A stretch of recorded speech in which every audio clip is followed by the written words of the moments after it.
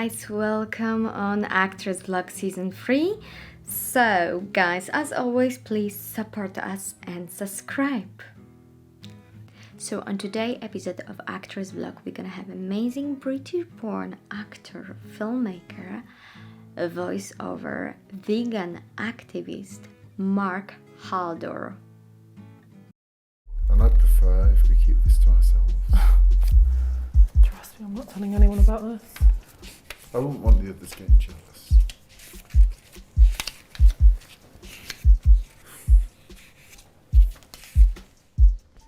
That's fucking it! Tony, just leave it. Tony, Oh, fuck. leave it. Where do you think she left you? Look at the state here. Ugh. Oh, fucking my Jesus! God.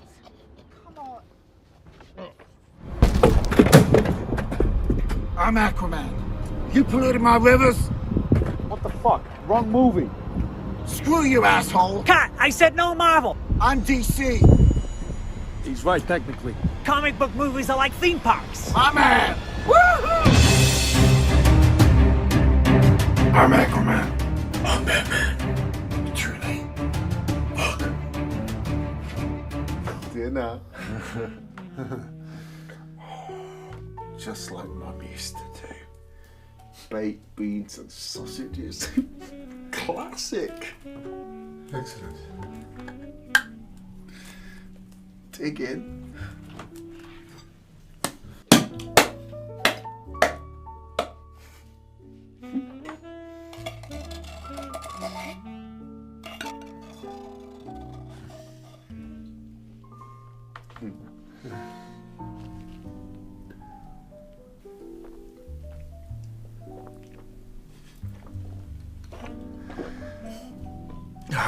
It was so good.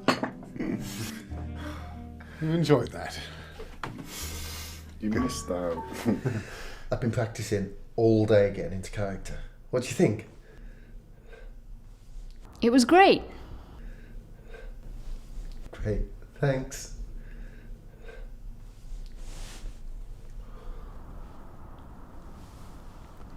Okay, we'll say goodbye now, Jason. Oh, bye.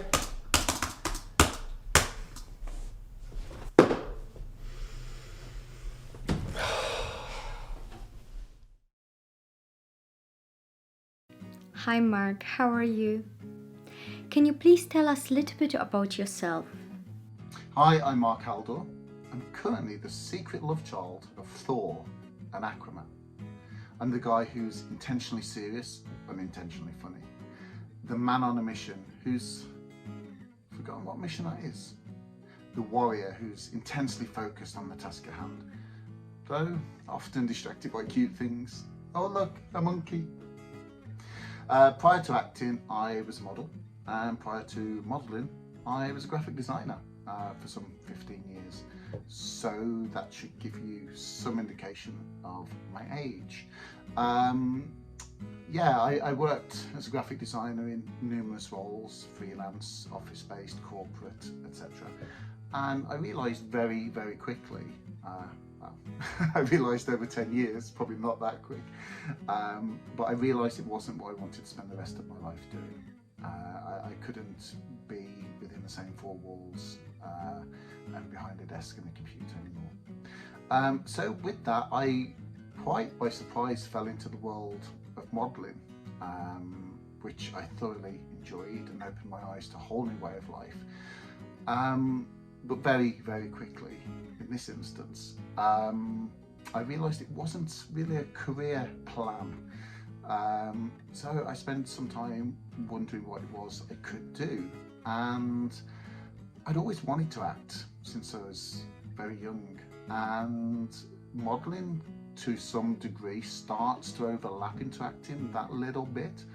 And then just one year I found myself on the set of Snow White and the Huntsman, and it was such a privilege for 3 months to be around actors such as Chris Hemsworth, Charlize Theron, Kristen Stewart, people at the top of their game, doing their thing. And for once I wasn't fazed by it, and I think the confidence I'd had from modelling and bodybuilding, I realised I can do this, I want to do this. So from that moment on I walked away and started to train for it and basically do any project I could, including developing some of my own.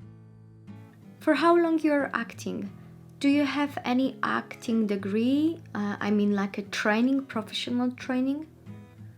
No, I don't have an acting degree. I wasn't formally trained, which I think bothered me for a while. But I quickly learned that it wasn't the only way into the industry, especially when people I admire like Bob Hoskins, Michael Caine, etc. also didn't formally train for whatever reason. And I realised as long as I have a passion for it and I throw myself into everything I can and continually educate myself and learn, then there's no reason why I can't become a better actor as I progress. And that's what I chose to do.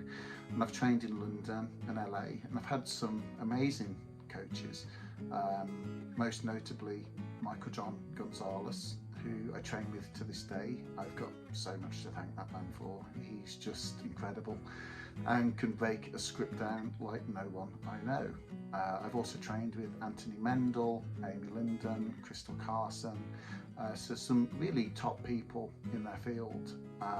And I've also done combat training and learned a whole array of skills for set. So yeah, I think you just continue to learn the more projects you do, and you learn from your peers as well. I've worked with some amazing people over the years, and it's great because for all these people you learn from, be them coaches, be them peers, you develop your own style and you take tools to put into your own portfolio from each and every one of them. So yeah, I really like the organic approach that I've had with acting, that I've started to formulate a way forward myself and learn as I go. It's been an interesting 10 years, but I'm finally feeling very, very confident in who I am and what I can do now.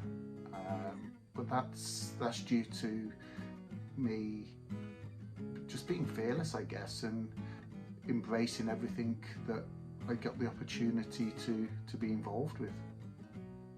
Can you tell us about your filmmaking? How does it start?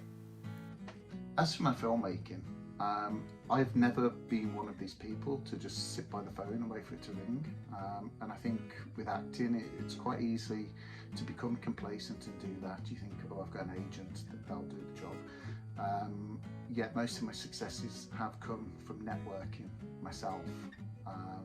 Because that's human nature. It's the nature of the industry is to build working relationships with people. But on the back of that, I'm also very creative. And if I can't be working on someone else's projects, I'd rather be developing my own because I love to write. And the first project I did was a film called Crossing Over. I'd already directed a lot of music videos and such from when I was a graphic designer, and it's something I continue to do because I enjoy it and I get to work with some amazing artists. So taking those skills, I decided, well, let's make a short film was the plan, and it ended up actually being a feature, which featured Louise Jameson from Crossing Over. Of course, she was in Crossing Over. From EastEnders and Doctor Who, amongst other things.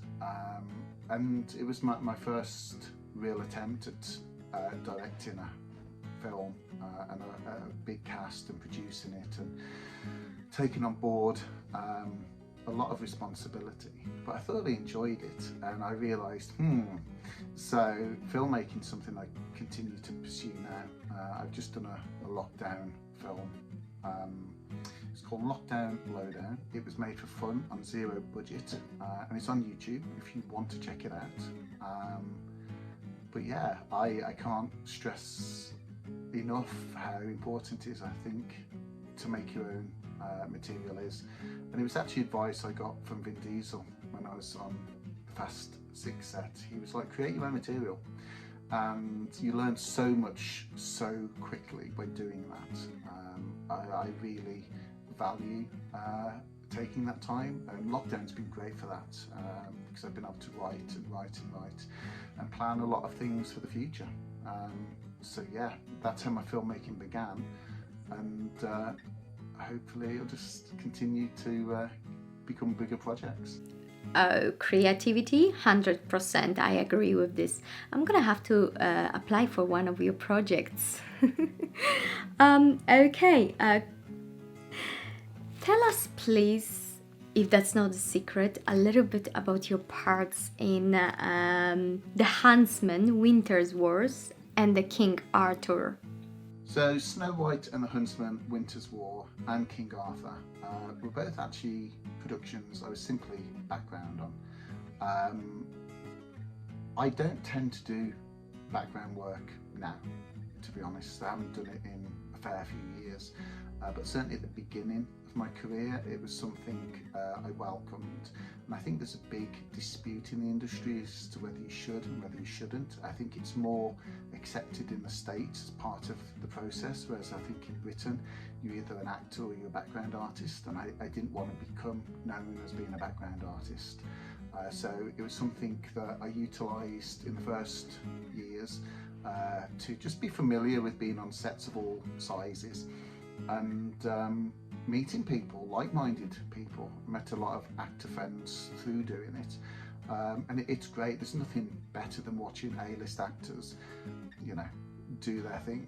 You know, where else do you get the opportunity to be on set and just take it all in and see how a set operates and the long grueling days that you have to face as an actor.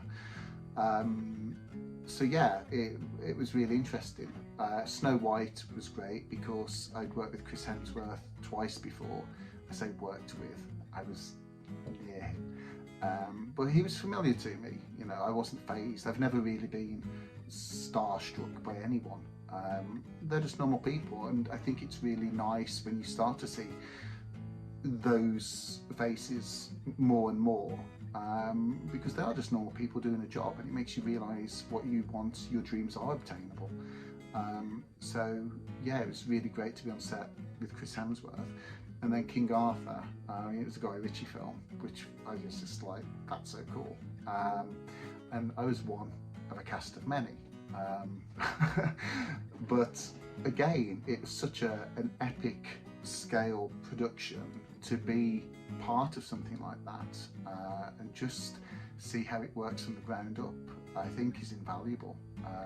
Just take every experience you can in life, I feel, and take from it what you can and what benefits you. And as I say, one day hopefully I'll be on a production of that scale in my own right as a lead actor. I love this answer. I hope you will. For 100%, I wish you this from the bottom of my heart. Is it fame important to you? I used to say fame's not important to me, but I think my mindset has changed on that somewhat. I now simply see it as really part of the process. I think it's very rare to have one without the other. I always said I'd like to be known for my work, which is true. I have no issue with being famous and people recognising me for work they've seen me in and admire. Hopefully meaning I can inspire others to, you know, go after their dreams. I think as well, on a personal note, having fame as a platform almost will allow me to push things I'm passionate about, such as veganism and animal welfare, and just be able to inform and make a difference in those areas. You know, I think fame has its benefits, but I think it can also have its you know, more difficult side, let's say. So yeah, I'm fine with being famous. It's not massively important to me, but I can see the benefits from having fame. But I want to be famous for something. I don't want to just be a celebrity for nothing, if if that makes sense. So yeah, it's got its benefits, which I'll readily welcome as and when they arrive. Can you tell us more about your acting experience, and do you have any backup plan? Do I have a backup plan? No, this has to work. I think for the early years you're always wondering what else you can do, and I do realise that a lot of people that I admire who've made it never had a backup plan either. So I really take that mindset to heart, and I really try to invest 100% in what I want to do, because otherwise splitting the difference and putting your time into something you're not so interested in, it feels a bit pointless to me. We've all got to survive and we'll find a way, but this is the only career I'm interested in. And I think also, having done it this way round and worked in an office for 15 years, I know that's not the life I want, and I love being in the entertainment industry. So yeah, I mean, for me, I see my career being an actor and perhaps evolving into that of a director. So there's progression there, certainly. Call that a backup plan, if you will. But no, do I have, am I going to suddenly go off and be a vet or something? No, I can't see that. I've come too far now to turn back. I love it, and my mindset is you only fail when you quit, and I don't plan on quitting. There's been many times I could have, and I'm still here, I'm still pushing, and I really feel that the breakthrough I'm after is coming now. And yeah, for me, it's about having fun, and I plan to work till I can't, you know, because to me acting isn't work, it's so enjoyable. I do this to the day I die, and hopefully if the universe allows, that's exactly what will happen. Me too, it have to happen, there is no option. What's your plans for the rest of the year? What are my plans for the rest of the year? It's a more difficult question to answer given COVID and the state of the world right now. The year started off really promising, though to be fair, things in the UK are really starting to open up a little more now. So yeah, I've had a bunch of auditions for various commercials, and also for a major Netflix show, which I would love to get, so watch this space. On from that, I have written a feature-length script, which I will hopefully get into production at some point. It may not, it won't be this year, but maybe next. And I've also got a bunch of contacts that I've made who've got productions going ahead that are interested in me for roles, so I would obviously pursue them. Basically, there's nothing specific I can tell you, one for confidentiality, and two because we are living in such an unknown time, but I will just continue to embrace all the opportunities that come my way whilst creating as many as I can, and I've definitely got a lot of irons in the fire at the moment. I think you know, if everything starts to normalise a little and we can get to a post-COVID world, maybe 2021's a bit optimistic, but hey, we'll go with it, then I think 2021 could be a big year for my career and where it's going. I have a lot of ambitions. I mean, one of them, I would love to be in a TV sitcom. I think something like Not Going Out or Afterlife would be incredible to work on. So if there's anything new like that coming out, or if I develop one myself, that would be definitely something I would enjoy. A Marvel film all day long, and certainly a Tarantino film when he gets around to making the 10th. Let's see. Stranger things have happened, but I have a lot of ambitions, and as I say, the world allowing, we'll see which ones actually bear fruit. So they're gonna be a little surprised because I really wanted to see Mark performing for us poem. So Mark, have you prepared any for us? So you asked me to read a poem, and the truth is I thought about this, and whilst there's been poems over the year that I've liked, I couldn't actually pick one out specifically that I wanted to reiterate. So what I've chosen to do instead is select a monologue which does truly resonate with me, and it's kind of become a mantra over the years, something I live my own life by. I think it's a genius piece of writing from a movie that came out several years ago now. Everyone will know it. It's from Rocky Balboa. So I will do my best now not to completely destroy the man's work. Let me tell you something you already know. The world ain't all sunshine and rainbows. It's a very mean and nasty place. And I don't care how tough you are, it will beat you to your knees and keep you there permanently if you let it. You, me, or nobody else is going to hit as hard as life. But it ain't about how hard you hit.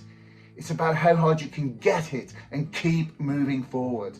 How much you can take and keep moving forward. That's how winning is done. Now, if you know what you're worth, then go out and get what you're worth. But you got to be willing to take the hits and not pointing fingers saying you ain't where you want to be because of him or her or anybody. Cowards do that, and that ain't you. You're better than that. I'm always going to love you no matter what. No matter what happens. You're my son and you're my blood. You're the best thing in my life. But until you start believing in yourself, you ain't going to have a life. So yeah, I think anyone can resonate with that speech. I think it's so deep on so many levels. I rushed through it a little bit. I hope I did it some sort of service because I think it is such a masterpiece of cinema. And I love it. I truly love it. So I hope you enjoyed that, and thank you. That was very cheeky of your side. You swapped poem for monologue. Great, but thank you, that was amazing. I would like to say a big thank you for your time and for all of your answers, for all of your, sort of advices as well. I wish you all the best, and I hope one day we're gonna meet up on set. So yeah, actors, actresses, on today's episode of Actress Blog, in front of you, Mark Haldor. As always, this is tradition. If you would like to find out more about Mark, his projects, all of the links to his website, social media, they are just below in the box. And yes, thumbs up if you like, thumbs down if you don't. Leave us a comments. Tell us what do you think about Mark, about him, his projects, about this episode. Support us, ring that bell, and I wish you all the best for the next 2 weeks.